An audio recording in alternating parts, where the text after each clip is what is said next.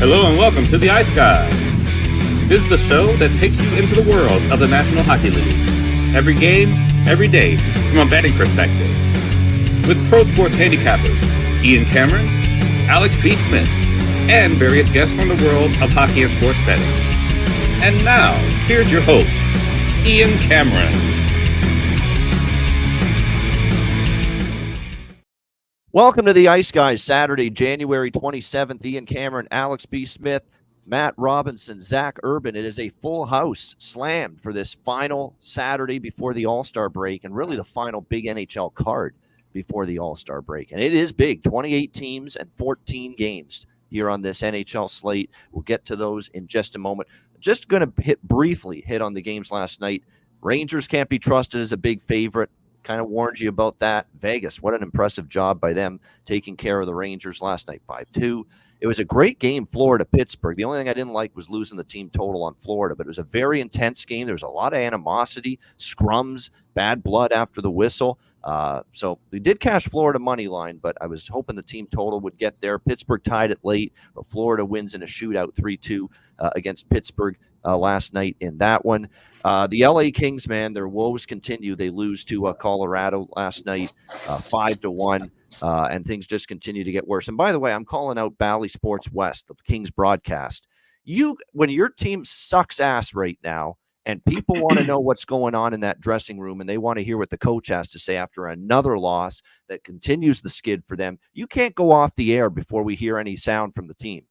That's a disgrace last night. I'm tuning in for the post game just to hear what Todd McClellan has to say, or see and hear if Drew Doughty's going to have another tirade after another loss. And here's Bally Sports West with Daryl Evans and Jim Fox and the lady who is the sideline or the rinkside reporter and the host for the broadcast saying, "All right, that's it for our post game." We didn't get anything out of McClellan and nothing. We didn't hear any press conference from McClellan or anything from the players. It's a bad job. Your fans want to hear that now, especially now with your team just completely circling the drain at this point in time. So I got to call them out for that. That's bad job television wise. What do you have to get off the air for so quickly? What, for the millionth time you're going to show World Poker Tour, some bullshit? Come on. I mean, let's get real here. People want to see that. You owe it to your fans there to, most of the time the post-game show gives you the coach's press conference and gives you interviews in the dressing room. Why not last night? So that was frustrating. I wanted to hear something from LA after another bad game from them, but wasn't meant to be. What also wasn't meant to be was cashing Seattle team total over. Man, what a tough beat there. Tough loss for Seattle. They're up 3-1 midway through the second. They look like they're going to run St. Louis out of the building, but they can't get that fourth goal. St. Louis gets it to 3-2, and you just felt St. Louis found a way to hang around. They got outplayed in that game big time, but Binnington made some big saves. Seattle couldn't convert on their chances, and it ended up being a 4-3 St. Louis win in OT. So that's the Friday games. Alex, just anything briefly you want to say on the Friday games? Yeah, I mean, nice to cash a draw there with that Seattle-St. Louis game, as also Florida-Pittsburgh coming through. So draw season still in full effect. And, kind of mentioned with that Vegas game, you said it about how, this is a good spot for them as a dog, a big ESPN kind of game. And they actually absolutely stood and delivered. Someone in the chat yesterday was kind of, shitting a little bit on Aiden Hill, saying that, his mechanics aren't that good. He's not really that good of a goalie. Well, going back to February last night, yeah. Going back to February 9th of last year, he is now 33-9-4 regular season and playoffs combined in his starts. I don't think that's pretty bad at all, to be honest. No, it's not. I think it's pretty good. No question about that. Matt, how was the night for you? Yeah, it was obviously a pretty big mix. Had some good beats. LA obviously wasn't what I was hoping for. I was also on that Seattle team total. But the big bet that hit for me that kind of made my night profitable was I had a parlay going with all 4 first period overs, and all 4 of them hit. So it was a nice little payout. So overall, not a lot of surprises. I was happy to see Vegas win. I would have expected LA to come out a little harder than they did, but being down 3-0. But yeah, overall, pretty solid games. And Zach, I know I don't usually should ask him about last night. He was either with the family or at a restaurant or at a hockey game, some junior game, or hanging with his boss or something. Am I right? As one of those Yeah, correct? you were right. You hit it on the first one, out with family last night, so I didn't watch a lick of hockey. There you go. So that's all I Off need the to know. books on Friday for hockey, so that's about it. Looking forward to today. Yeah, no doubt. If there was a prop bet out there, Zach didn't watch a lick of hockey on the night before he joins us on this Saturday show. It's like minus 900 favorite at least. And that might be short. That price might be short, actually, when you think of it. All right, let's get into Saturday's card because we got a game that's dropping the puck in about 15, 20 minutes from now in the city of brotherly love. It's the Boston Bruins and the Philadelphia Flyers. We've got the Bruins minus 155 road favorites in this matchup. The total 6 in this one, shaded to the under. I'm going to rely on the Bruins intel and intellect of one James Edward Murphy. That's our friend Jimmy Murphy, by the way, for all you knuckleheads out there. That's what I'm talking about. But as far as Bruins and Flyers, well, Jimmy was with us briefly yesterday before his connection cut out on the road. And he said he was worried about the Bruins in this spot. They've been playing pretty good hockey. They bounced back from the Carolina loss to beat Ottawa in overtime. This is their final game before the All-Star break, and it's actually also Philadelphia's final game before the All-Star break as well. But when you look at the urgency level for a game like this, I'm not so sure it's going to be there for Boston, even though we know they're the better of these two teams. I think it will be there for Philadelphia. And they are also honoring Mark Recchi, by the way, the Wrecking Ball, before the start of this game. So they're going to do a special ceremony for him before this game. So I'd be a little leery, too, of the Bruins. I can't say I'm putting a lot of money on the line here with Philly, but I am going to take them here, plus 135 for a small play to get the day started. I mean, not with a lot of conviction or confidence because they aren't playing great right now. They have hit a bit of a rough patch. After that great run they put together, 4 consecutive losses against Colorado, Ottawa, Tampa Bay, Detroit. But Boston here, the great run for them, which is now 6-1, their last 7. And now they've got this final game before the All-Star break. They've got multiple players that are going to be participating in the festivities in Toronto next weekend for the All-Star weekend. So, you look at it and I'm not sure you're going to get A-level focus here from the Bruins in this spot necessarily. So to get the day started, nothing strong, nothing substantial, but we'll go with a Flyers and a draw split here in this matchup, Bruins and Flyers. Alex, anything you like here, Boston, Philadelphia? Yeah, I just kept it real simple with this. I like the first period over 1.5 minus $1.15. And a lot of these matchups where we're seeing a team having their last game, in certain spots, I'd like to have a team that's playing a couple more games against a team playing their last game before the break. But I'll be looking at these spots, looking for goals early in this contest. We saw 3 of the 4 games last night go over in the first period. So that's something I'm going to be looking at. That's the only thing I have for this game. I might add some stuff while we're on the air. All right. Good stuff there. Matt, what do you think, Bruins, Flyers? Yeah, I also am on the first period over. I generally find myself betting the first period over on early Saturday slates. I just feel like it gets the day going. It doesn't always hit, but, I feel like those matinee games, there's usually some quick goals. And then after, thinking about what you mentioned, I did decide to just put a sprinkle on the Flyers plus 135. I see Boston, kind of going into it as last game before break. And I just don't see Torts allowing Philly to kind of have that mentality. I think they'll want to end on a high note. So, first period over and then Philly plus 135. All right, good stuff there. Yeah, I mean, this is, if you're betting form, I get it. There's people in the chat saying they like Boston through regulation, Boston minus. I get it. As far as form is concerned, Boston is the team that's in form right now. No question. Philadelphia is not. I just get that sense it's not going to be easy for Boston today. We'll see. Flyers aren't playing well. And by the way, the Flyers too, this Carter Hart situation, is it affecting them more than we think? We can't chalk up the struggles all to that situation, but certainly I think it's shaken them up a little bit. They know damn well what the likely reason is for this, absence from the team. And don't tell me that doesn't, affect them, knowing what he could be linked to as far as the reason for that absence. So, But definitely they're not playing well either. So to me, it looks like it's a combination of things. Yeah, and as Matt says, we've got the little private DM here with the four of us here while we do the show each and every day. He's mentioned it, Matt, and he hit all four. I think Matt hit a parlay with all four first period overs yesterday as well. So it was a first period over bonanza, 4-0 last night.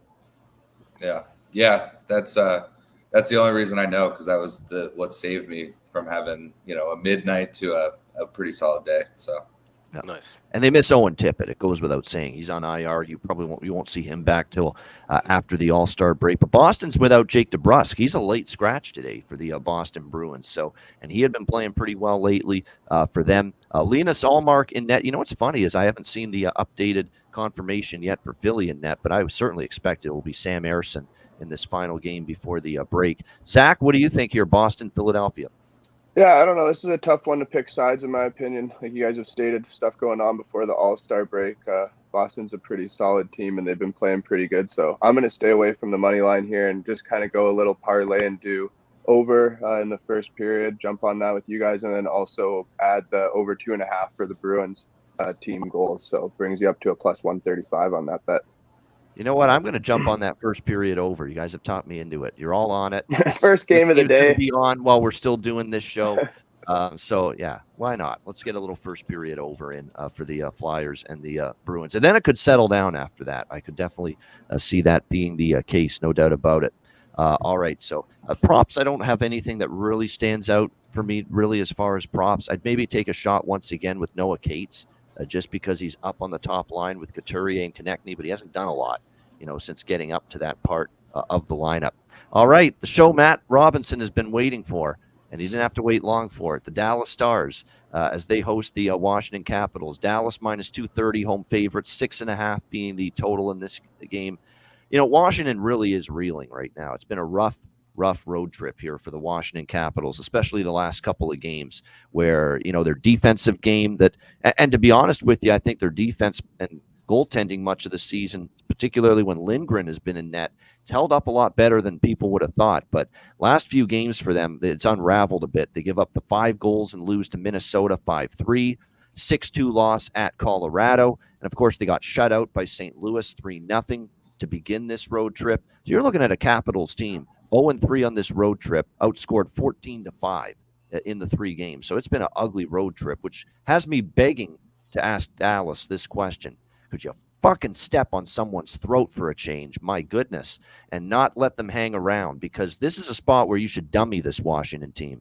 They're reeling, they're struggling, their defense and their goaltending is starting to unravel a little bit.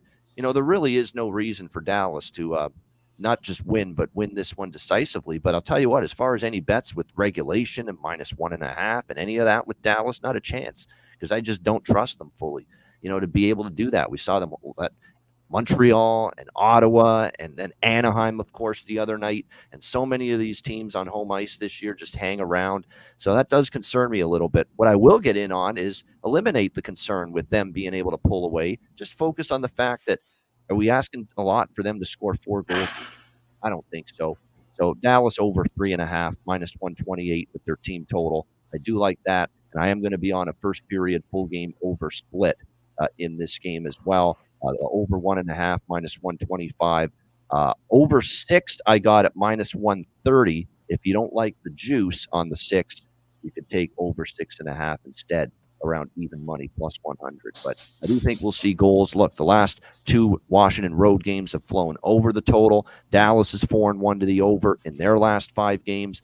When these teams met last time, it was it was in December last month in Washington, and it was a wild game. 9 goals, and it ended up 5-4 in favor of the Stars. So we'll go with overs in the first period full game and a little Dallas team total over 3.5 here as well.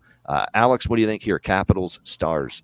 This was the game, that last matchup was what triggered the first period overrun from the Dallas Stars. They had gone 5-2, I think, at this point in the stretch. And for some reason, books were knocking this price all the way down to $1.10. And so I doubled up on this, and from there on, that started that kind of incredible run that Dallas had in the first period over. And it seems to be shaping up in the same kind of matchup where, like I said, Washington struggling defensively, Dallas needing to get a big win. But at the same time, they got off to that hot start the last matchup, and they said it went back and forth. They let another bad team hang around, and the game went past regulation. So I'm going first period over 1.5. I got minus 128 at FanDuel, and I'm also going with the draw. I grabbed that at plus 390. I just don't trust Dallas right now, like I said, to put anybody away by margin. I think they let Washington hang around. Caps, like you said, playing kind of bad. They give up a couple of goals early. They're going to try and clamp down, tighten things up. I think they find a way past 60 here.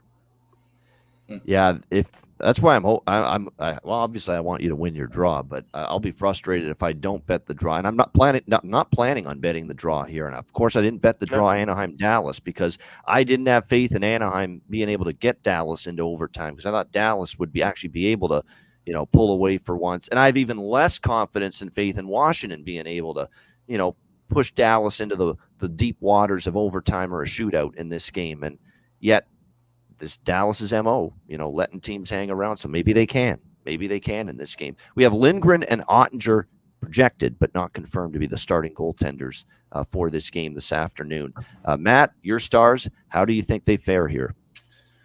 Yeah, so I know on the Betcast Thursday night, Demers mentioned, this is a spot he really likes Dallas. It's Saturday afternoon in Dallas. It's their last game before the break. Washington's been struggling. I think, and I hope that I'm right for once, because we saw in the Anaheim game that it wasn't the case. But I really think this is the game that Dallas wins 6-1, 7-1, lights it up, scores early, scores often, and Washington kind of just rolls over. It'll be packed in that place. People will be excited. I don't know what the weather's like there, but I'm sure people are already out drinking at the bars, getting ready for the game. So I'm on the first period over. I'm on the game over. I'm on Dallas team total over. I'm on the puck line. I'm going biased, but I think this is the game that they kind of, show, hey, we are one of the contenders and not, a mid-pack team, like I felt after that Anaheim game. So I'm all over Dallas on this one. I obviously am biased, so tail or fade. But I like the disclaimer. Yeah. I mean, I'm going all in. I think this is the game that they kind of really take control. So, yeah, I mean, I just don't have faith in it's weird. I don't have faith in Washington, but I also am a little leery of trusting Dallas to do what you just said. So that's what makes it a fascinating game to observe here this afternoon. I think, and I just don't have the results, and I wish I had, but off the top of my head, I do think Dallas, these Saturday afternoon home games, and they have had a bunch of them, they've done well. A lot of overs. A lot of overs, I know that. Yeah. Okay. And that's pretty it's been that way for years. I've been to a lot of these Saturday games at the AAC, and for whatever reason, it's like Saturday, New Year's Eve, they always tend to win, 7-8-1. I don't know if it's the motivation that the guys are going to go have some beers after and then, take their flights tomorrow morning to Cancun or Cabo. But it seems like in these like sort of last games or holiday game, they tend to do pretty well. So that's what I'm hoping for. Yeah, well, we'll see if they can get the job done and hopefully do it with not giving their fans a heart attack for a change down the stretch of the game. Yeah, for props, I do like props. I like Mantha and Oshie for Washington. Oshie for sure. That's my favorite Washington prop. Wyatt Johnston, we got to roll back to him for Dallas. I would say, Marchment, Duchesne, and Sagan continue to play well also for that Dallas team on the second line. So they're always live potentially to score a goal.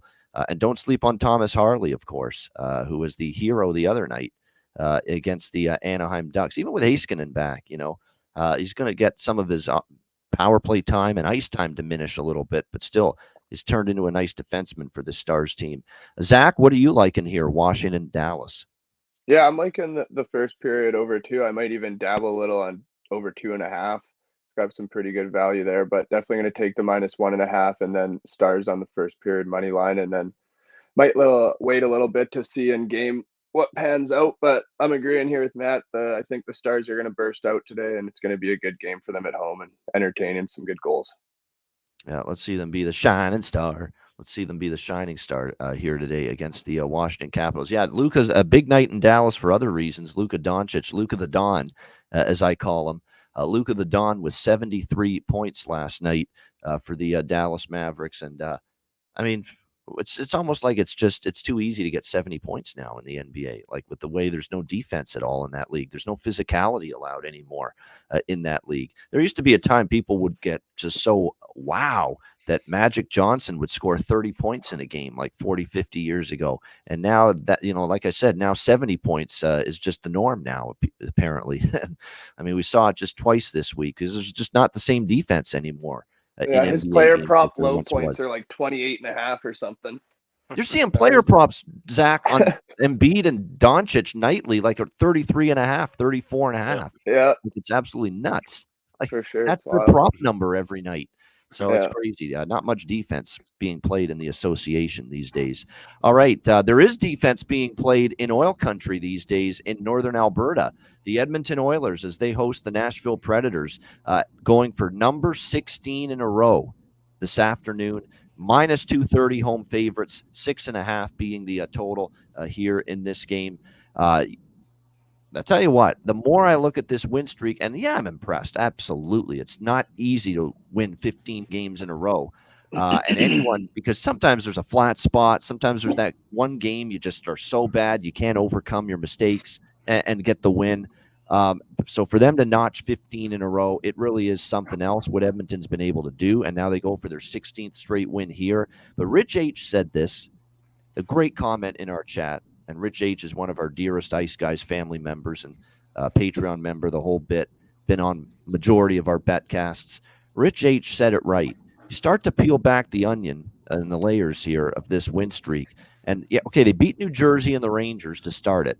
But since then, San Jose, LA, who were struggling at the time, Anaheim, Philly. I think back when Philly was not in the form that they got into, Ottawa struggling, twice Chicago, Montreal, Toronto was a pretty solid win, but again, up and down. They caught Seattle at the end of a long road trip, Calgary up and down, Columbus. You know what I mean? There's been that's a sisters of the poor schedule there for the most part, aside from a couple of those wins. So and from what I see from Edmonton post All-Star break, schedule is going to get a lot tougher for them.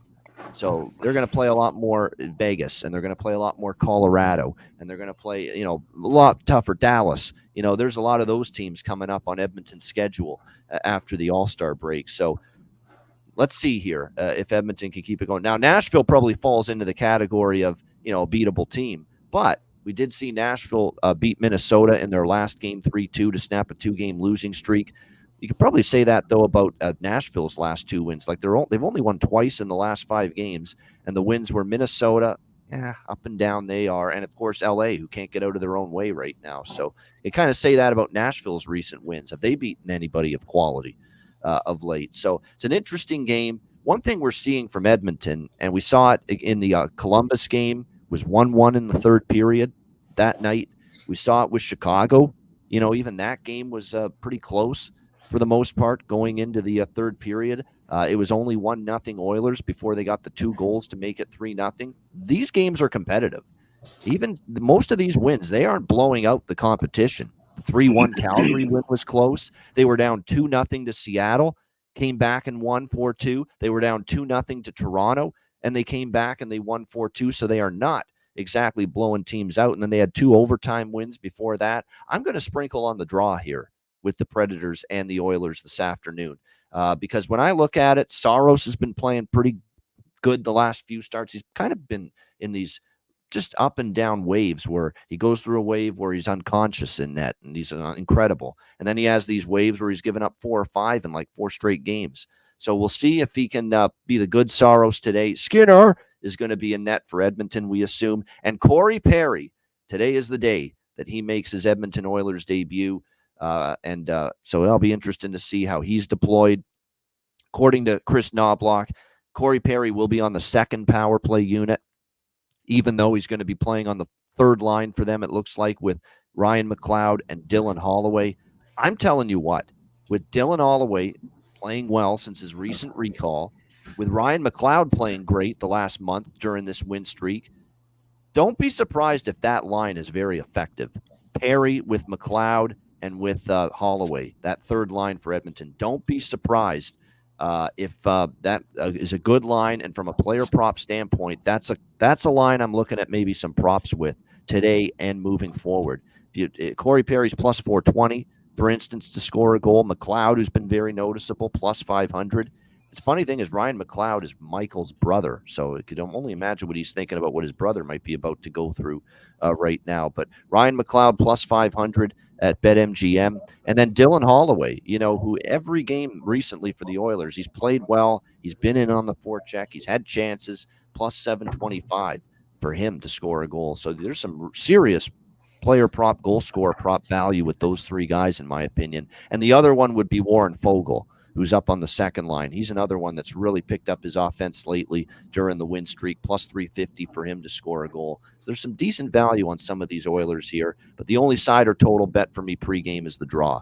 And the draw is a good price, plus 390 at FanDuel here for the draw with the Predators and the Oilers. This is also one of those games where it's a Ian Cameron lean under, so it probably goes over game for me this afternoon. Since we can't pick an under to save our lives. I do a much better job picking my nose than picking an under in an NHL game, and that's what So I think this is an under. Your 6.5s right now seem to be too high for Edmonton games. The way they're playing right now, and the way they're defending, and the way Skinner's playing in net. When Calvin Pickard is shutting out a team, you're playing good team defense. That's all there is to it. And definitely, I think I could only look under with the 6.5 here. But again, when I like an under, sometimes you want to head for the hills. So just keep that in mind. What do you think here, Alex? Nashville, Edmonton. Yeah, I don't like under 6.5, but I do think we'd see this game kind of slow down a little bit late. I like the first period over and both teams to score in the first period. There's a heavy first period over trend of 9-2 last 11 meetings, and we've seen this with Nashville. There's some teams that they either slow down with, or they're teams that they really kind of kick the pace up with, and they kick the pace up with Edmonton. It's the Edmonton team that has played Nashville very well. Obviously, we know about the streak. It's the last game heading into the break. I don't see them looking to take their foot off of the gas right now. Coming out of the break is a whole different story.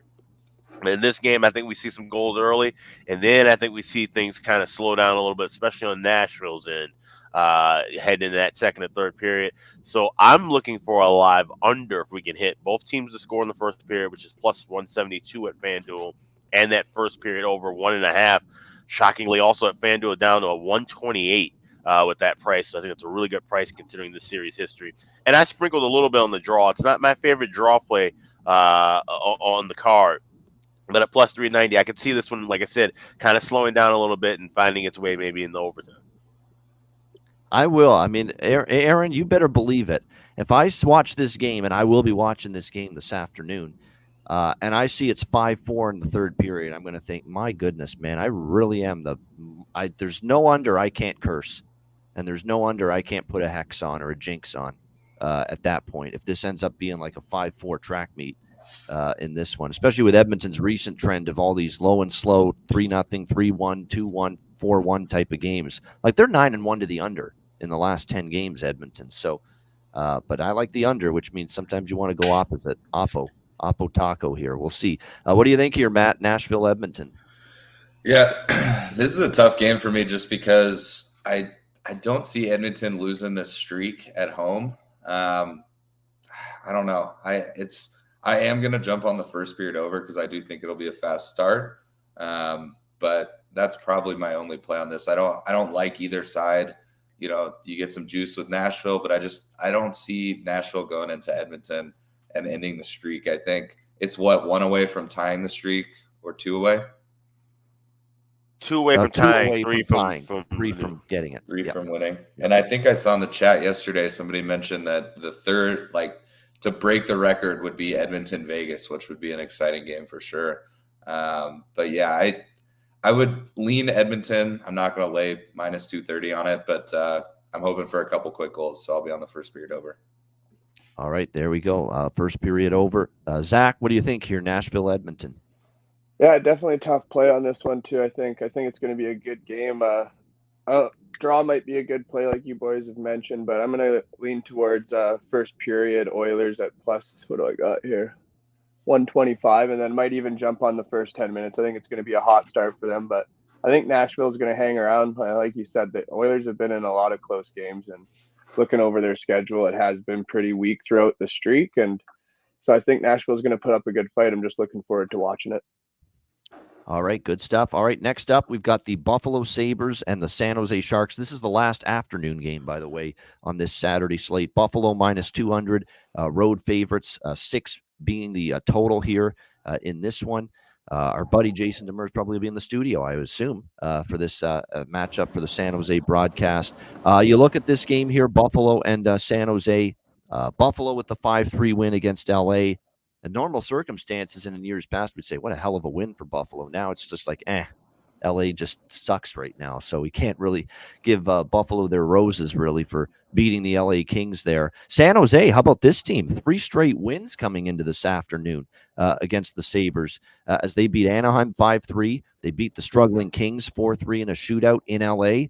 And then they come back from a 2-0 deficit and beat the New York Rangers 3-2 in overtime in their last game. You know, are they live here? I'd certainly lean to the San Jose direction here a little bit in this game. I mean, they've won 3 in a row. They have a little momentum going right now. Buffalo has really dominated this San Jose team, though, historically. And this goes back to like when Alex and I first met each other in the business, that Buffalo has won a lot, and I mean a lot, in San Jose over the last 10 to 15 years. So I ain't rushing to take plus 170 with San Jose, but I certainly have to lean that way. It's the more appealing option than laying minus 200 with Buffalo right here in this spot. I'm going to sprinkle on the draw. And again, these are 2 teams that are probably not playoff teams. They could be a little bit of a loose atmosphere here in this one. I think Buffalo offensively can do some damage. I certainly think San Jose can score some goals. They have put 12 goals in the last 3 games combined. So they're averaging 4 goals per game, San Jose, during this mini little 3-game win streak. So draw sprinkle along with over 6 for me, minus 118 with Buffalo and San Jose. As far as goaltending is concerned, no confirmations yet for Buffalo, but Ukko-Pekka Luukkonen picked a pack of pickled peppers is indeed projected right now for the Buffalo Sabres, and Kaapo Kähkönen for San Jose is confirmed, but Luukkonen projected right now for Buffalo. So we'll see if he's in net, but right now it's UPL projections for Buffalo. Alex, what do you think here? Sabres, Sharks. I don't know. This game, like you said, these are 2 teams that are more than likely going to be kind of out of the. We know San Jose's out of the race, but Buffalo more than likely finding their way out of that playoff race. I feel like this could be one of the few games here where they just roll the puck out and we see goals galore. So I like first period over. Which I like that play kind of regardless. Minus 130 over 1.5. The series history here has kind of dictated that we saw 7 straight first period overs between these 2 teams before the last meeting, which has kind of ended up a scoreless shutout. And it was basically where they were just kind of skating around doing a bunch of nothing. I remember watching a good chunk of that contest. I also like that over 6, though. I think that's a good enough number to grab. Maybe if it does start off a tad bit slow in the first 5 minutes, you could add some 5.5 there too. But I think we just kind of see this game maybe open up a little bit more. I wouldn't even dare look at a side here in this spot. This could be a 7-6 kind of final. So draw makes a little sense, but I'm not adding the draw on this one. There's other draws that I like. All right, there we go. What do you think here, Matt's Buffalo, San Jose? Yeah, I don't have much to add besides what Alex just mentioned. I think it's going to be pond hockey. I don't think you're going to. If there was a way to bet the under on the hits, I would take that. I don't think there's going to be a lot of physical play. But yeah, I like some goals early, some goals often, especially at that 6. I'm definitely going to jump on that over. I'll be on the first period over as well. Definitely no sides here. It could be San Jose winning 6-4. It could be Buffalo winning 8-3. I'll be fine with either one. So, hey, wait, Matt, you mentioned something interesting. Now, can't you bet over-unders on hits, Ian? I think you can. You can. Block shots and hits. Yep. Those are props. So maybe look at some guys who are banged up that are still playing in the lineup while they're at these last couple of days and bet those things under. Who's trying to block a shot or make a hit if they're already hurt going into the All-Star break? Yeah, especially if you play for one of these. Especially, I would even lean on if you're a San Jose Shark, you're kind of banged up. You're going into the All-Star break. You're not going to be out there blocking shots. Absolutely not. Yeah. I can't see that motivation. That may be a good angle. That's a great thought. Who the fuck wants to get hurt right before the All-Star break? Yeah. Even if you're not going to the All-Star weekend, you want to go to Cabo or even more so if you're broken fucking foot. Yeah. Something. Yeah. Yeah, the only guys that will block shots are the ones in the All-Star game, so they don't have to go to the All-Star game. They're like, I took a puck. I guess I got to go to Cabo now. Book the flight. hobble your way through the airport security and onto the plane? Not a chance. I mean, so that's true. Blocked shots under. Blocked shots under. And hits Basically under what we're too. trying to say. In some games, yeah. Yeah. Why not? Just a thought, just a harebrained theory that we're all concocting right now here. Zach, what do you think here? Buffalo, San Jose. Yeah, I'm not picking a side on this one. I'm going to ride with the Tage Thompson anytime goal. He's been pretty cold. I think it's time he puts one in the back of the net. So that's the only thing I'm looking at in this game. So Tage Thompson anytime goal. Paterka. Yeah, someone's on to what I like there. Paterka scored the last game, too, against LA. And Quinn did, my guy. You ain't seen nothing like the mighty Jack Quinn. 3 points, I think. Yeah, absolutely. We've cashed a few goal props with him since he's been back in the Sabres lineup. For San Jose, look, Hurdle is going to have to be someone that's a big component of their offense moving forward.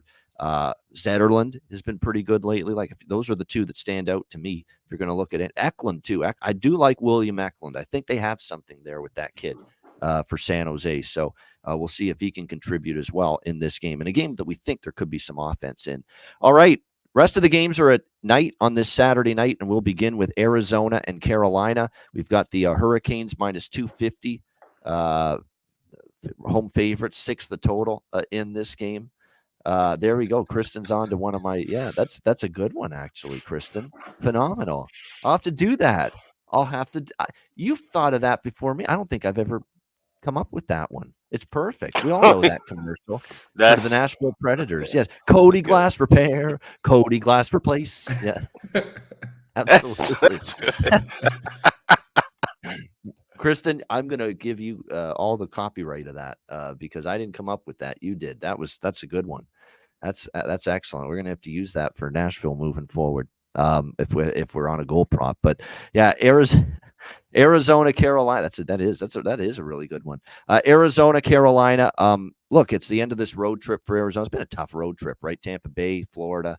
It's been a tough road for them back to back. They had to play those games. Vejmelka was awful in the Florida game. Ingram, kind of a rough night for him. He hasn't had many, but he had one the other night against Tampa. They didn't play that well. They looked like they were stuck in mud the whole night. They got outshot 37-20. So, from that standpoint, just a tough loss there. Now, they don't want to end this road trip here 0-3. This is their final game and Carolina's final game before the All-Star break. The only teams playing between Sunday and Wednesday after today are Los Angeles, Seattle, St. Louis, Columbus, Nashville, Ottawa, San Jose, Detroit, and Anaheim. Everyone else is done with their schedule until after the All-Star break. So we'll see how this one plays out, Arizona, Carolina. I have not much right now on this game until I know who the goaltenders are. That's very important to me. Ronta was very good against New Jersey, so maybe we got to cool it with the concern, and maybe we're going to see him go on a nice little stretch of play performance-wise. But I got to see it again. Ingram's projected, but nothing's been confirmed as of yet.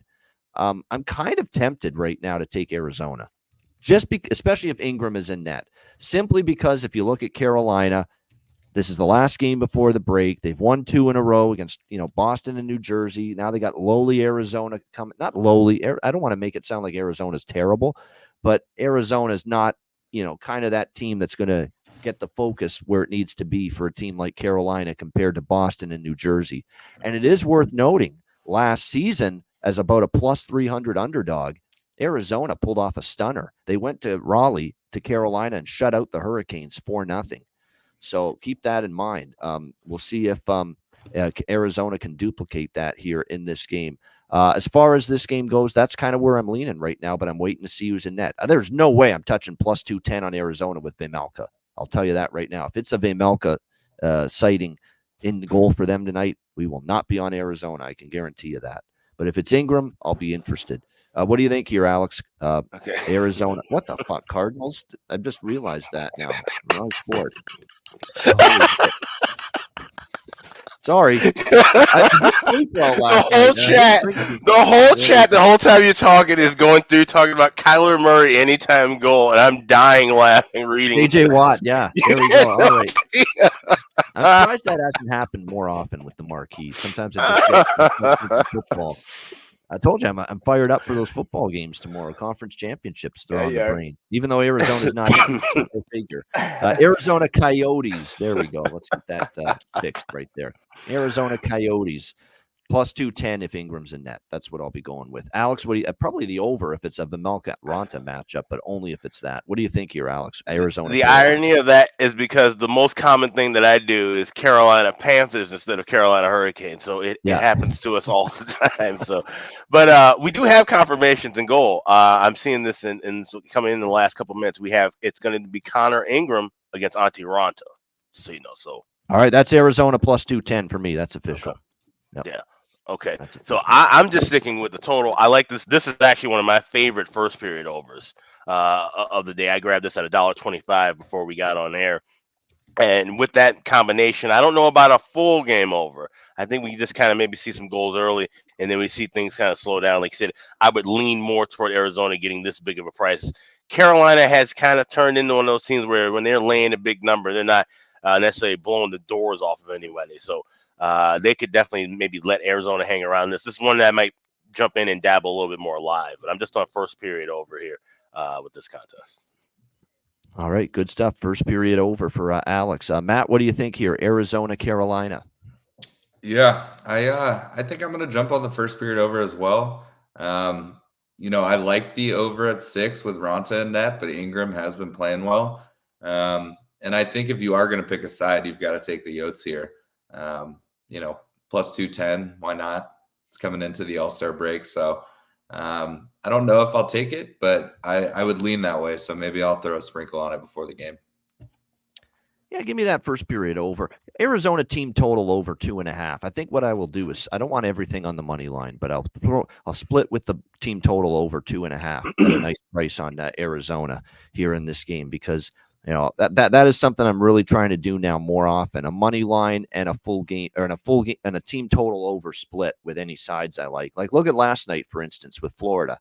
Some instances you're going to miss the team total, but you'll cash the money line. But there's been a lot of instances lately where the money line is not hit. The team has lost, but they've still gone over their team total. So that's why I like to split it up with the team total over and the money line. Zach, what do you think here? Coyotes, not Cardinals, Coyotes and Hurricanes. Yeah, I'm with you on that Coyotes team total over 2.5. Pretty decent price there. So even if they don't end up getting the win, I think they're going to get a few goals in this game. So that's kind of where my head's at with this game. All right, 2.5. Yeah, there we go with that. It's not Carolina's obviously in good form, Bailey. We get that, but they're rolling along. It's the final game before the break. They're going to have some all-stars of their own there. Like, is this really a spot where they're going to be at their best after beating Boston and New Jersey? Boston, they have history with in the postseason. New Jersey, they played in the postseason last year, and now they play. You know what I mean? I mean, I just get that feeling it's not Carolina's A game tonight. If it is, maybe probably Arizona's in trouble. But if it's not, then I think Arizona can hang around here. And I think Ingram, the one thing about Ingram is he's had the odd bad start. Tampa Bay game was one of them. You tell me how many times he's had 2 bad starts in a row this season. It hasn't happened very often. So I think he's got the capability and the temerity, in my opinion, here to bounce back in this game. All right, Vegas and Detroit. We've got Detroit minus 130 home favorites in this game, and the total currently sitting at 6, shaded to the over. Tough spot for Vegas, but man, what an impressive win last night at Madison Square Garden, ESPN National Television, taking care of business against the New York Rangers. I was kind of hoping the price would be flipped a little bit. Vegas would be the slight road favorite, but odds makers aren't sleeping on this spot. It's a tough spot. It's been a long road trip this week. Islanders, Devils, Rangers last night, Red Wings tonight. It's not only 4 games and 6 nights for this Vegas team, because it was Monday, Tuesday actually that they had it, and then Friday, Saturday, or Tuesday, Wednesday, Friday, Saturday for Vegas on this road trip. But it's a very compressed schedule, and it's a tricky spot here for them when you think about the fact that they started this trip Monday in New Jersey, back-to-back Tuesday with the Islanders, last night with the Rangers. So it's back-to-backs, if you will, for the Vegas Golden Knights on this road trip. And like I said, this is now their 4th game in 6 nights as well. So very, very tricky. Logan Thompson and net, obviously, here on the back-to-back after we saw Aiden Hill last night for Vegas. For Detroit, it should be Alex Lyon, but hasn't been confirmed as of yet. To be honest, Logan Thompson hasn't been confirmed, but I'm sure it will be here on a back-to-back. We'll see, but I'm going to take Detroit. It's a this is more of a tough scheduling spot kind of bet for me. It really is for Vegas coming off the last night. Logan Thompson's capable, but he's also a guy that, had a really rough night against New Jersey the last time he started when Vegas had that 5-3 lead and ended up losing 6-5. So, you look at this matchup, Vegas is playing some really good hockey, but this to me is a very, very tough spot. It's the end of not only the road trip, it's the final game before the All-Star break for Vegas as well. They might have their eyes on that All-Star weekend. Not that Detroit won't, but I think for Detroit, it's just the rest advantage. Lyon, I think a little edge right now over, Thompson's up, Thompson's down. The last several games we've seen him. So I'll go Detroit minus 130. And I think in this game, to be honest with you, Vegas on this road trip, 2 of the 3 games have gone over. The only one that did not is the Islanders. And I know Patrick Waugh is trying to get that team to tighten things up a bit. So I like first period and full game over as well here with Golden Knights and Red Wings tonight. So little Detroit minus 130 and first period full game over split for me as well. Alex, what do you think here? Golden Knights, Red Wings. Yeah, I'm right there with you. I already like this first period over, and I like both teams to score in the first. But I'm gonna grab a little bit of Detroit as well. Like I said, it's not too often that we're looking to grab a layer short price against Vegas. But like I said, with this spot, I could definitely see where Vegas, if they're not into it, if this is 2-0 Detroit, then this game could get out of hand and end up being 8-2 Detroit. I could see where Vegas could take that deep exhale if they're down early and not give a shit for the last 35, 40 minutes of this contest. So I might grab a little bit of that over 6 as well, too. Just playing these kind of small. This is one of those kind of, heading into the break games where you maybe take a half unit or a full unit and chop it up and bet a little bit of things small. So everything I'm playing with this game is going to be really small. Red Wings money line, first period over, first period both teams to score, and the full game over. Yeah, both teams to score. I think this is definitely, a solid both teams to score first period candidate. I was just gonna stop at first period over, but I might add that first period both teams to score as well. Matt, what do you think here? Vegas, Detroit.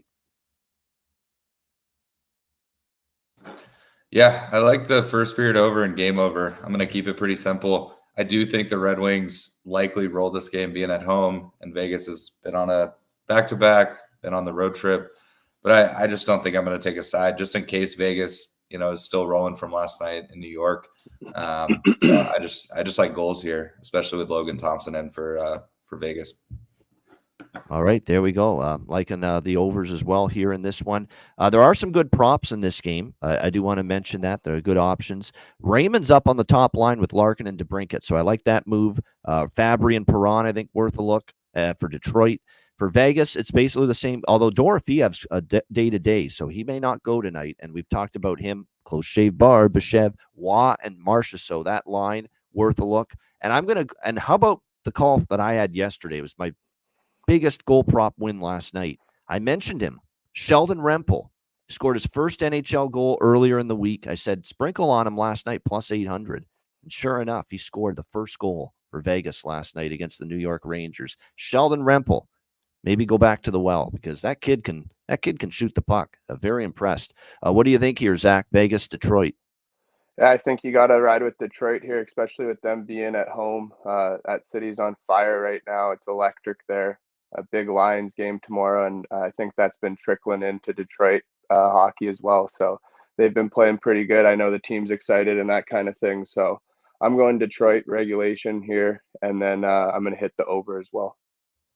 Yeah, maybe a boost in the, not that they've had pretty decent attendance all year, Detroit, but maybe on a weekend where their Lions are going to the NFC Championship game out in San Francisco tomorrow, maybe a little boost in the attendance figures tonight, maybe a little excitement, maybe a nice little Lions football weekend, maybe before the barbecues and the get-togethers happen tomorrow. Let's take in a Red Wings game tonight on a Saturday night, so maybe you'll see a nice atmosphere tonight for the Red Wings here.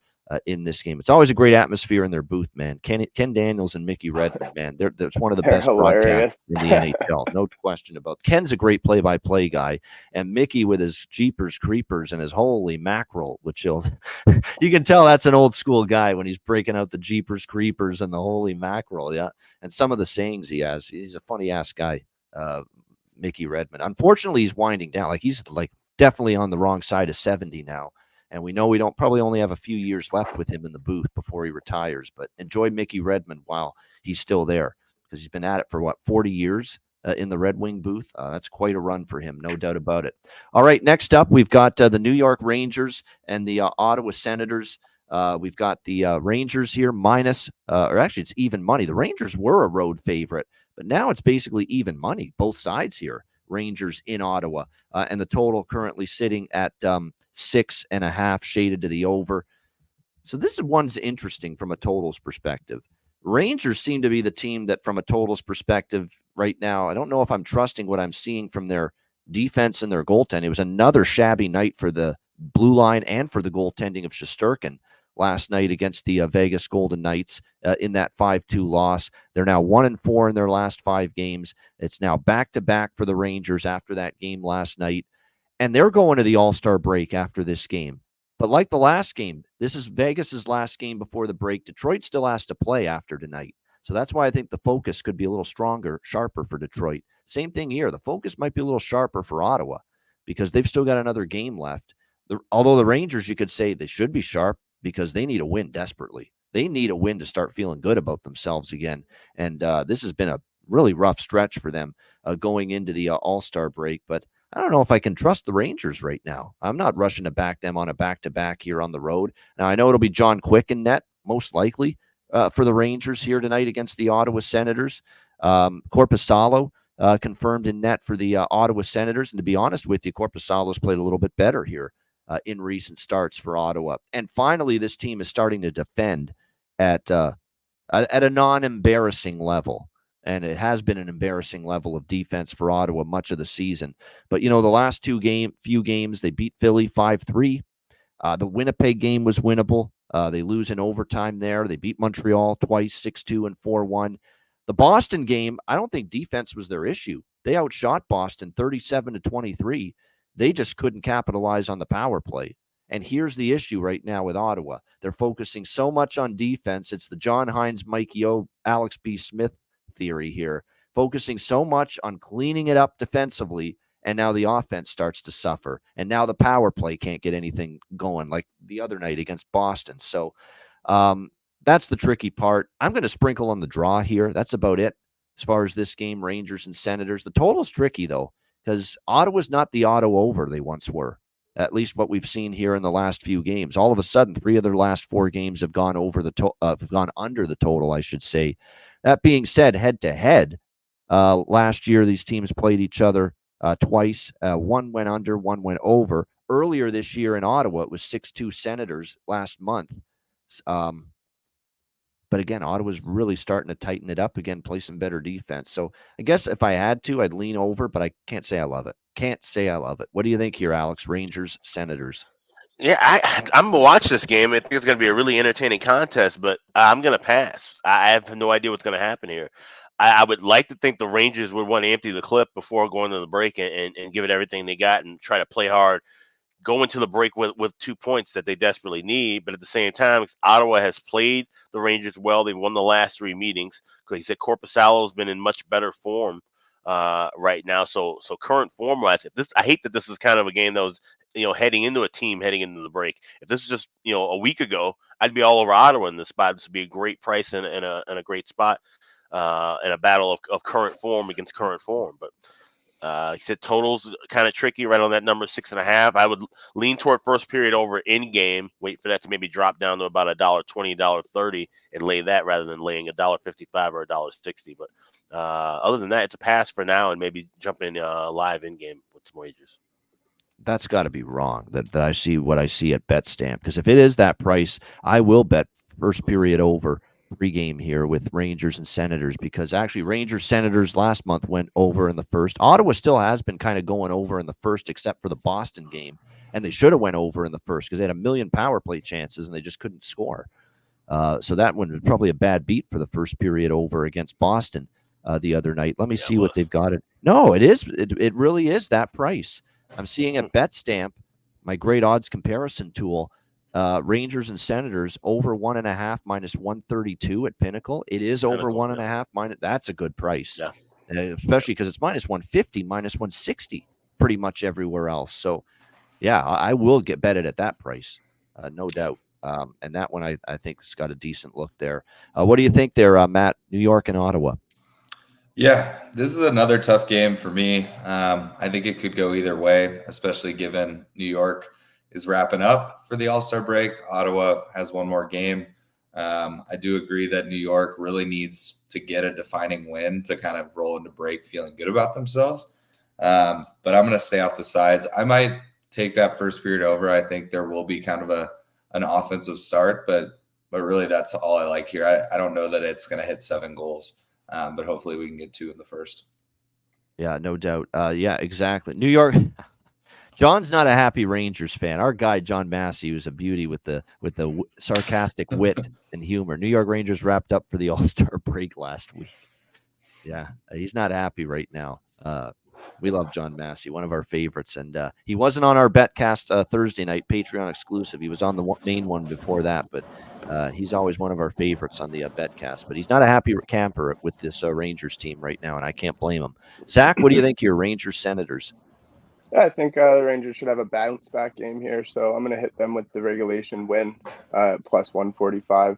Other than that, not really got anything else on this game. Probably won't even watch it, but that's kind of where my head's at for a betting aspect. All right, liking the Rangers here. I'll say this about the Rangers, too, and you got to take these final game before the All-Star break situations individually, case by case. There's no blanket statement with them. The team, this is different. Vegas is going into the game tonight, their final game with on a back-to-back, and they're rolling. They've had a nice couple of wins here. There's no urgency, so I could see them losing Vegas tonight against Detroit. And there's a couple other instances, where teams playing well going in, Boston maybe in this early game, and maybe, it's going to be tough for them to have that focus. The Rangers, it should be the opposite. They're losing and they're struggling. They can't sugarcoat this game and slough it off. The focus should be they need a win before the break. They need to bring it, unlike, Vegas. So it's the team going into the final game before the break losing. That's the team I'd be more interested in maybe backing than the team that's going into that final game of the All-Star break winning, like a Vegas, for example, tonight. So that's kind of the way I approach it mentally with these teams tonight, going into the final games before their All-Star break. All right, next up we've got, and by the way, for props, Pinto, Ridley Gregg, the usual candidates for the Ottawa Senators. Blake Wheeler, by the way, scored another prop for me last night in that he got their first goal against the Vegas Golden Knights. If he stays on the top line, he's probably worth a look again for the New York Rangers. All right, next up, it's New Jersey and Tampa Bay. We've got the Tampa Bay Lightning currently minus 155 home favorites. Total in this game 6.5, shaded to the over. We'll see how this one plays out, but New Jersey still trying to get by with multiple key cogs out of the lineup. Jack Hughes remains out, and now Michael McLeod, because of what we think is due to this, World Junior Team incident from years ago. And all of a sudden, it's hard to always trust them and bank on them. This New Jersey team night in and night out. Now, they do have a better road record than home record. We've said that. I did take a shot with them against Carolina the other night, but 3-2 is a flattering score. They were down 3-0. They got a couple of late third period goals. We'll see if they can bounce back here. We'll have to see who's in net for these two teams. It looks like Vanacek and Vasilevsky currently the projections as far as the starting goaltenders. But yeah, like I said, New Jersey's a team that's really banged up, and what we've said, the record without Jack Hughes continues to be, other than coming back to steal one against Vegas, and Vegas was awful. I think it was more bad Vegas than good New Jersey as to why they beat the Golden Knights.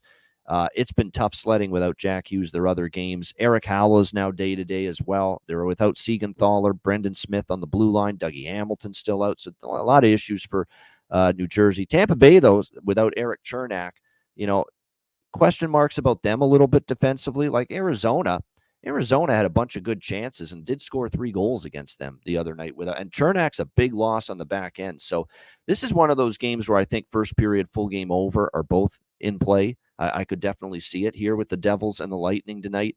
That's certainly the direction I'd be looking at. It's been over series history.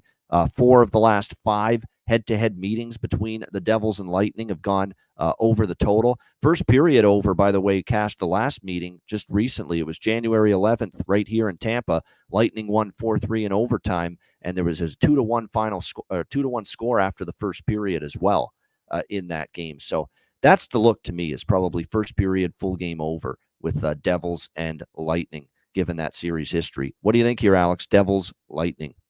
Yeah, I would like that, but I would wait for. I'm seeing even at FanDuel at -150. I think you can wait a few minutes and try to at least lay $1.30. And you know what? The rule of thumb, and it's a good point. Something I need to point it out when you're talking about Rangers Ottawa. You're looking at that Pinnacle line, which of course in Ontario, outside of the U.S., you can get that. But for us Americans, we can't always find that. But if you see a discrepancy at Pinnacle, like a 132, 135, where the market's 15, 20 cents cheaper, that Pinnacle number that you see in the daytime should be your target range, or at least somewhere around your target range for jumping on something live.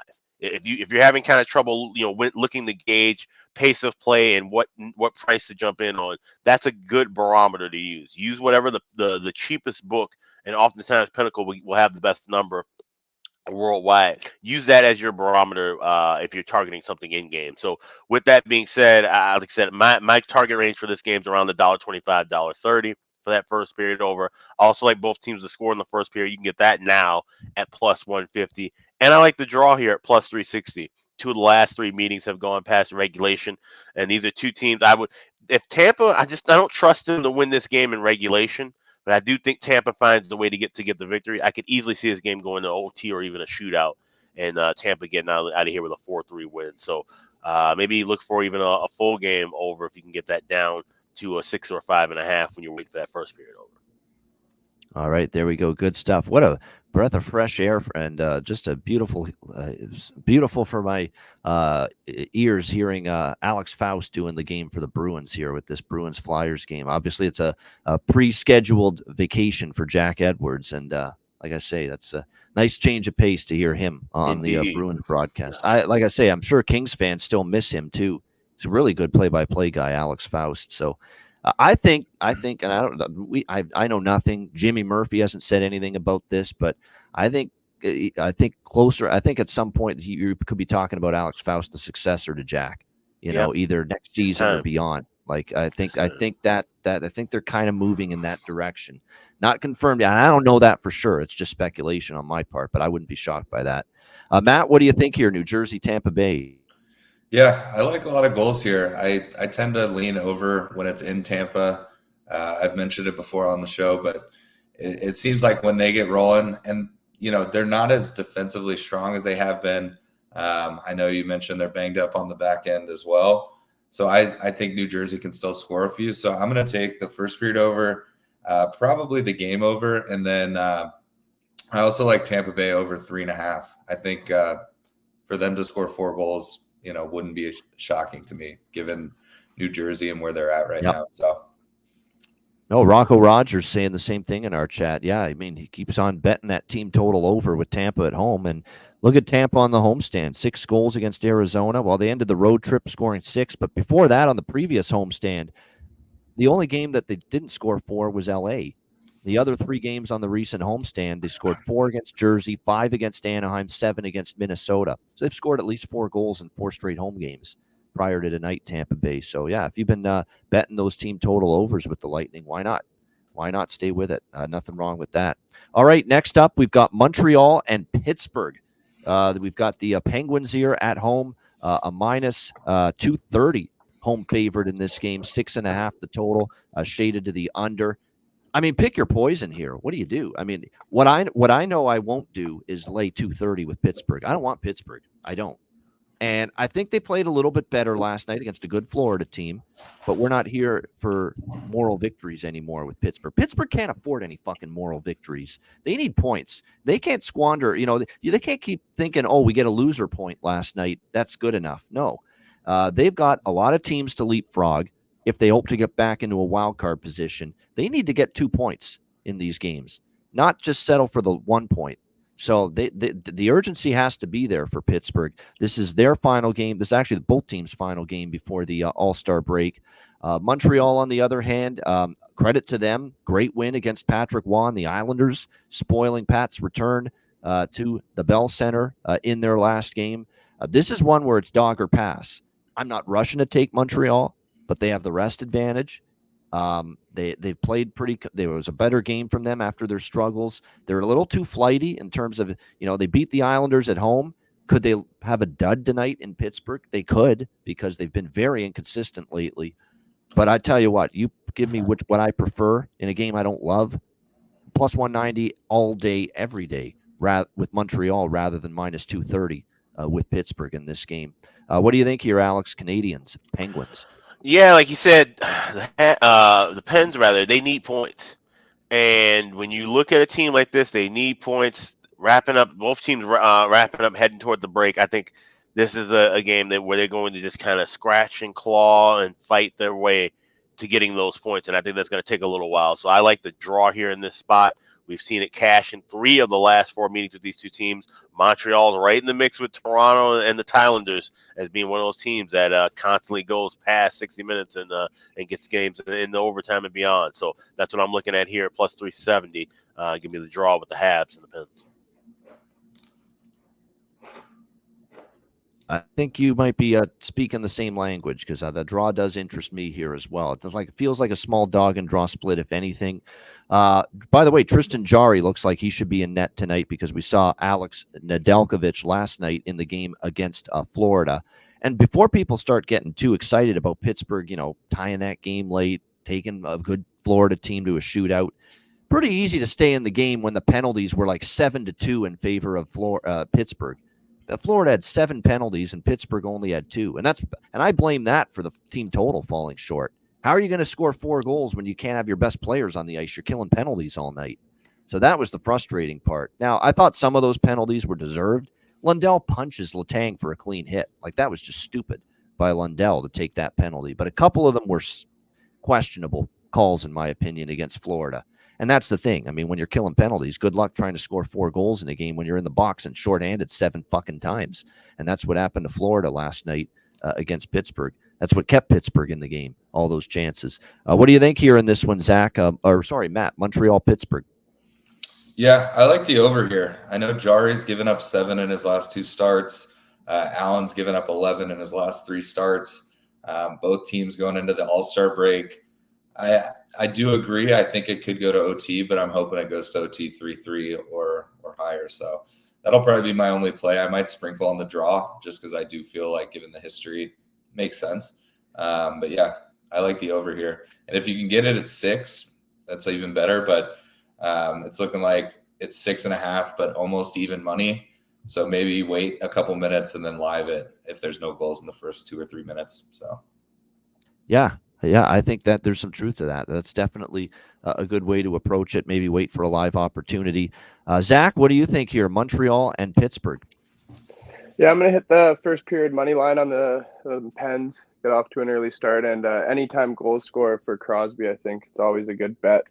If Crosby playing Montreal, whether it's in That's Montreal a good point. or He usually owns them. Yep. I'm going to go anytime goal scorer for Sid. And then, I think Pittsburgh money line, and maybe wait a little bit for the over to kind of see how the game plays out. Not too confident in it getting too high here, but we'll see. Like you said earlier, Pittsburgh needs all the points they can get. So I'm hoping they come out to a good start, grab that first period lead, and cash the bet. Definitely. I kind of lean. Let me just see what the series history is here with the totals. I would lean over for sure. I see it 5-4, 6-4, 4-3 are the last 3 meetings between these two teams. And last 3 in Pittsburgh were 6-4, 5-2, 6-3. Lots of goals. So, yeah, I think the over. And by the way, I don't trust Tristan Jarry 100%. He's going to be a net for Pittsburgh tonight. We talk about how David Riddick, when he's good, we say Big Save Dave, like he's normally called, but we call him Big Siv Dave when he starts to struggle.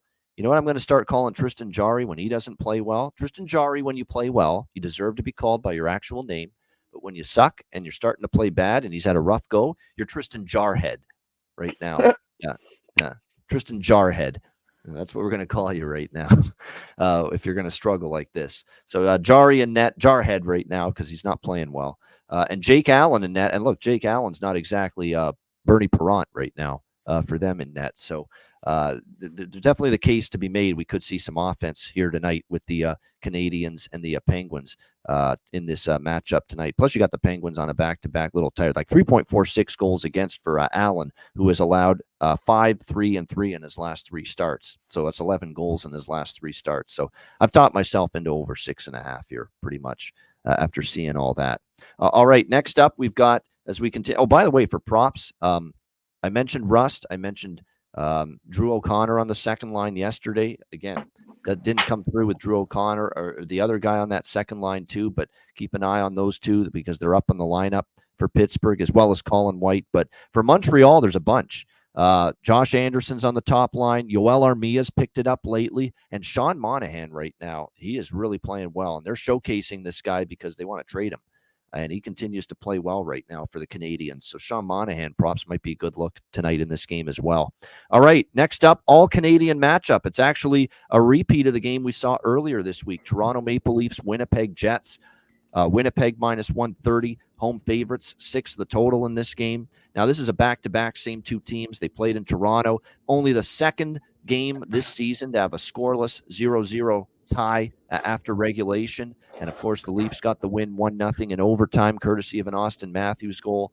Normally, when you see an extreme low-scoring game like that, and the same 2 teams play each other the very next game, usually I like to see the opposite and make a case for the opposite to happen.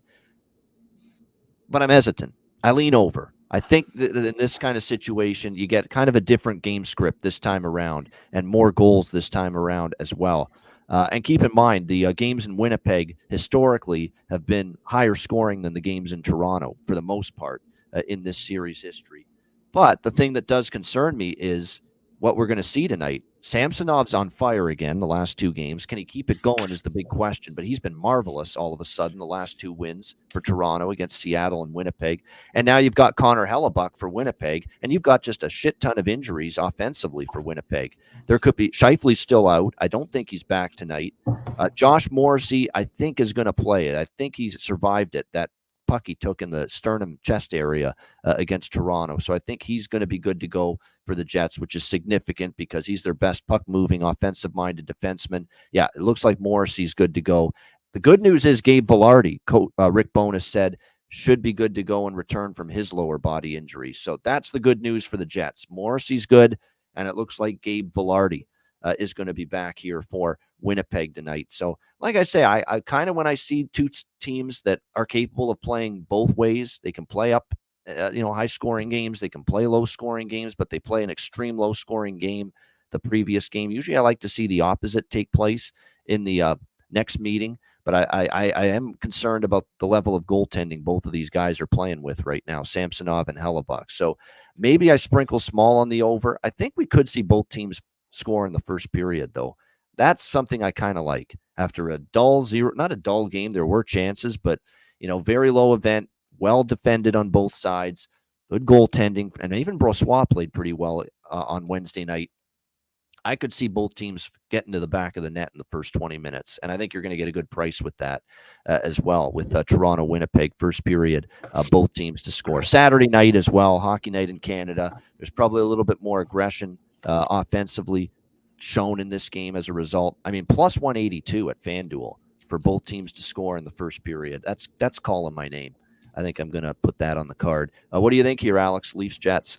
Yeah, didn't overcomplicate it. I got 2 bets in this. I have first period, both teams to score, plus 182, and I grabbed the draw at plus 340. Like I said, I do think we see a much different first 60 minutes of play in this game like we do. Like we did the other night, but I think we get up with that same result after 60 minutes. We see the draw cash in once again. I'm not totally sold on back-to-back games with these two teams going to overtime, but I'd still take a piece of the draw in this one after cashing with it Wednesday night between these two teams. And by the way, the Jets have gone to overtime 2 of their last 3 games. And obviously we saw overtime earlier this week in Toronto with these two teams. Toronto's actually won 4 straight against Winnipeg. That's why I'm not just jumping to take minus 130 in the revenge angle with Winnipeg. I'm certainly not betting against Winnipeg because Winnipeg will be better tonight, especially with Velarde back. But I'm not laying it either with them. What do you think here, Matt? Toronto, Winnipeg. Yeah, I like it to be a bounce back game. I tend to also agree when it's 1-0, 2-1 game. Typically, the next game is a different story, especially given the fact Toronto can put up goals in bunches. I saw someone in the chat saying Matthews gets 40 tonight. It's wild the pace that he's on. He doesn't have fun in a 1-0 game. That's not really his style of hockey. So I'm going to take the first period over. I might sprinkle on the both teams to score as well because I do think they both come out, wanting to get in the back of the net. And then I'm going to take the game over at 6.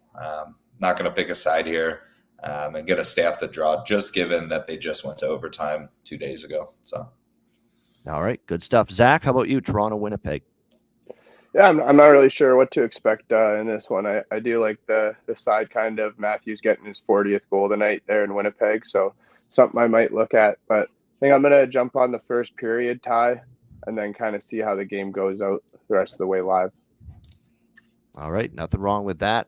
And then as far as not a huge prop game for me, but with Velarde back, I'm certainly interested. We cashed so many Velarde props before his injury. We've got Perfetti. We've got Lowry, too. Lowry, captain of the team. Disappointing loss, shutout loss in Toronto. Wouldn't surprise me to see him make an impact. Nemesnikov's got value, too, on that top line. Nemesnikov had a bunch of chances in Toronto the other night. So Nemesnikov might be a good look playing with Connor and Velarde. And then for Toronto, Nick Robertson and Matthew Nyes, I think, are worth a look. They've both been their games have been improving lately. There's good value.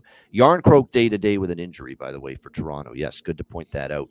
Florida Panthers, New York Islanders. Panthers minus 150, road favorites, 6 the total. It was a disappointing split. I was certainly happy that Florida won money line cash, but I had more money personally on the team total. And like I said, I thought if the Panthers weren't in the damn penalty box for as much as they were in that game, they would have gotten to 4 goals. They just didn't have the opportunity because they had to kill so many penalties. So that was disappointing, frustrating. It ends up a 3-2 shootout win for Florida. This is back-to-back now for them going into this game. This is the final game before the break for both of these teams as well. I expect urgency certainly from the Islanders. You don't want to be, with the new head coach, Patrick Waugh, be 1-3 with Waugh behind the bench going into the break. You want to show up here and try to get a win. Problem is, it's not going to be easy.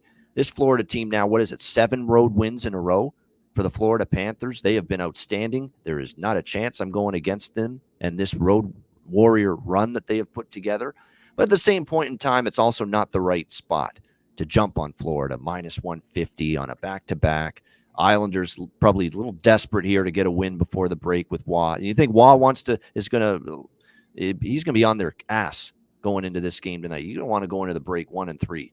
And you're already up against it, trying to get back into the hunt in the playoffs. So this is an important game for the Islanders. I think they'll play like it. I'm going to go with the draw here. That's it. My only bet on this game. Nothing on the side, nothing on the total, just the draw here. Islanders, draw Island. Why not? We got robbed of the draw the other night. Should have went there after they tied it up 3-3 with Montreal. And then Montreal got the lead a second later. Of course, Florida cashed a draw last night with Pittsburgh. So that's the only bet for me, draw here in this game, in a matchup where I do expect it'll be Sorokin for the Islanders and probably Anthony Stolarz, I would expect, for Florida tonight on the back-to-back because it was goalie Bob last night against Pittsburgh.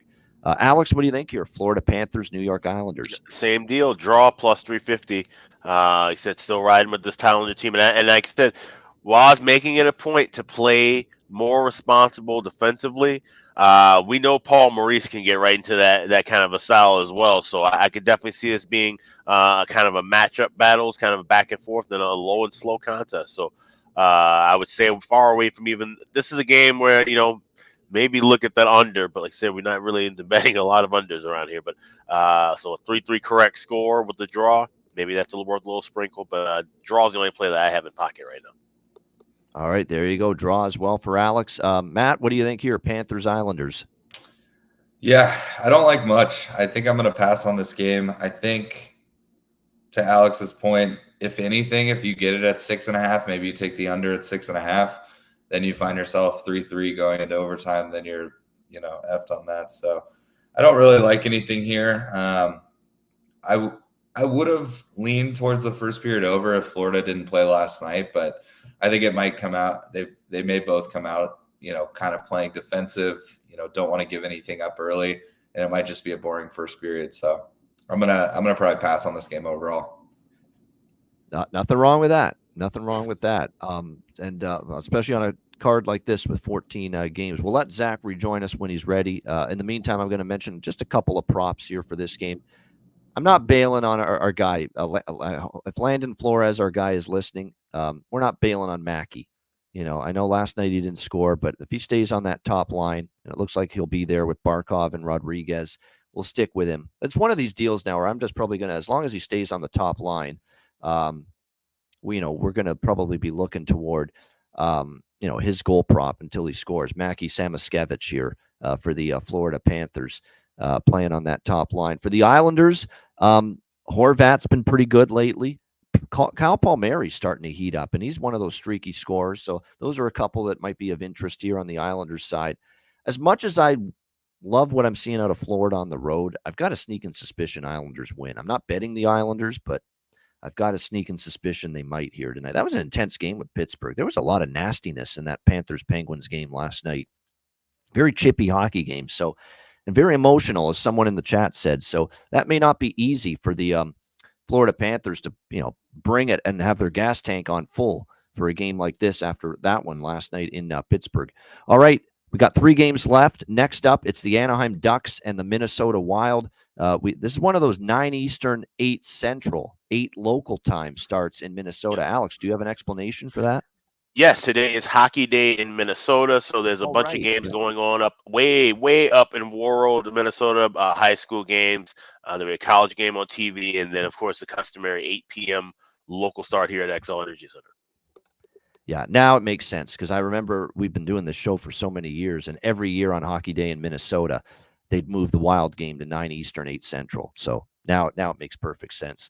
What do we get from the Wild here? They need to bounce back, obviously. They lost to the Nashville Predators in their last game. They had a lead going into the third. They could not hold on to it, and they ended up losing that game by a score of 3-2. They're in bounce-back mode, and do they have the right team to bounce back against, the Anaheim Ducks, who are obviously struggling 3-7 in their last 10 games? We'll see how they fare. And you talk about series history. How about 10 straight for the Minnesota Wild over the Anaheim Ducks? So it's been all Minnesota here in this series history. How about the games in Minnesota, by the way, going back to May 2021, 4-3, 4-3, 4-3, 7-3, 5-4. How about the fact that 4 of those 5 games in Minnesota went to overtime? Wow. Mm-hmm. I got to take the draw now after seeing that. I got to sprinkle a little bit on the draw. Hell, Anaheim took Dallas to overtime in their last game. Why not Minnesota?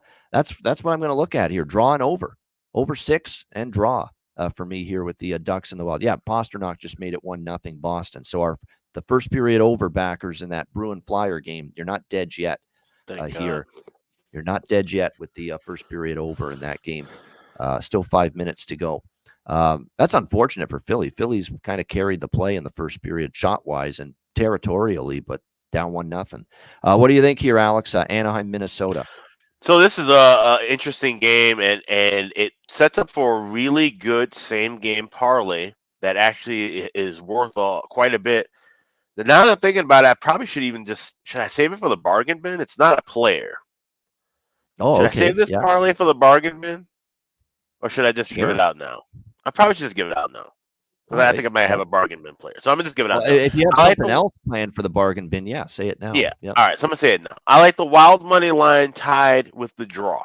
And you can get the same game parlay at plus 644 at FanDuel. Here's the reason why. You mentioned 4 of the last 5 meetings with these two teams here in St. Paul have gone past regulation. We've seen The Wild playing kind of this slower, tighter hockey as we have with Anaheim. But Minnesota needs a win at home, and Minnesota doesn't lose on Hockey Day in Minnesota. In fact, it's been a long time since they've had a loss, and their record with these Hockey Days in Minnesota, this is happening since 2007.